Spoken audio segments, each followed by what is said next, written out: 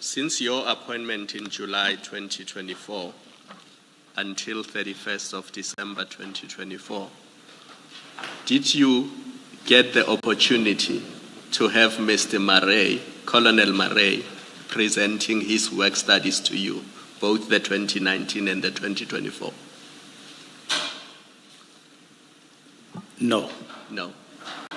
So it is you who's interpreting the two documents. You're doing that on your own. He did not give you a briefing on those two documents. Yes. I'm going to put to you, Minister, that you are misinterpreting what Colonel Murray said in both his work studies, and you are incorrectly using those work studies to justify your decision to disband the PKTT. Because nowhere in any of those work studies did Colonel Murray say the PKTT must be disbanded. What is your answer? My answer is that in the conceptualization of specialized units, it was expressly said that the proliferation or the existence of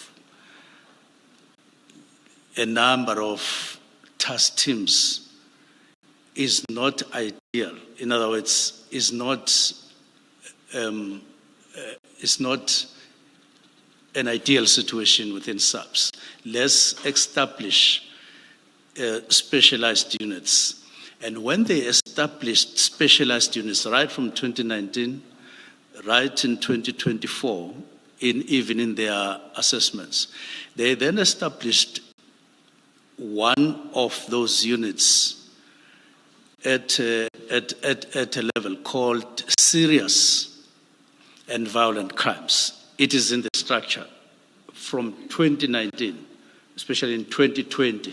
I showed you the structure. And in that, or under that, serious and violent crimes, you have what they call the section. The section is called murder and robbery. And under that murder and robbery, as mandates thereof, they put subunits. One of the subunits that they put there is political killings. And of course, police killings, which we identified clearly yesterday. So it is expressed, not interpreted. It is expressed in black and white throughout 2019 and 2024. It's written down. And I did indicate that I had a chat with former Commissioner Stoll on the matters, who indicated similar views when we had a chat on these matters. So if PKTT is a unit within the murder and robbery unit, it's a structure within, how does that square up with his disbandment? Because surely then all that means is that it will exist, but it will form part of the murder and robbery unit. So it will be a team within the murder and robbery unit. How does that square up with its disbandment? It square ups in the sense that it will cease to exist in the form that it is existing now. You would take the model, you would take some of the personnel, you would take some of the experience into the new specialized unit. But it tells you that they can coexist. You can't have murder and robbery, and then you have on your right-hand side, you have PKTT. Mind you, in the new setup, when we come in, we discover, if I could use that word, that there are 4 provinces that are a problem in the whole country. It's not one where PKTT is based in, which is KZN. You are preventing investment in the country. They say South Africa is ugly because of a high rate of murders, specific. And people don't feel, they are not made to feel safe. Now, you can then take that to mean in KZN. You mean in the main, you mean in the whole country, but in the main, in the 4 provinces, then what it means is that PKTT needs to be part now of, which is not temporal, which is sustainable and budgeted for. You need to put it in the structure that is now has been processed all the time. That's where these two things fit in. They can't coexist. That's number one.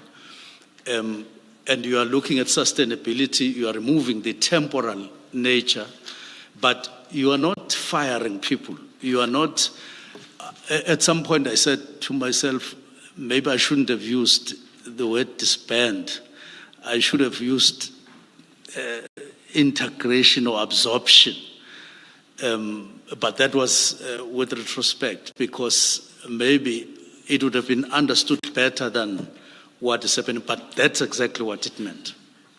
Yes, I'm going to suggest to you that that does not square up with the thrust of your evidence, which is that the PKTT is set up by the IMC, the Interministerial Committee, and therefore it can only be disbanded by a minister or by that committee. Now, if you have studies that only go to a national commissioner and his subordinates, and they adopt the recommendations in those studies, the suggestion, if that's your suggestion, that the adoption of those recommendations can override an IMC decision that there must exist a PKTT, that does not make sense to me. Because if IMC says there must be a PKTT because the president has said so, and it must continue to exist, what is the relevance of a study that is approved by a national commissioner and his subordinates? Because on your version, the minister establishes the PKTT and only the minister can disband it.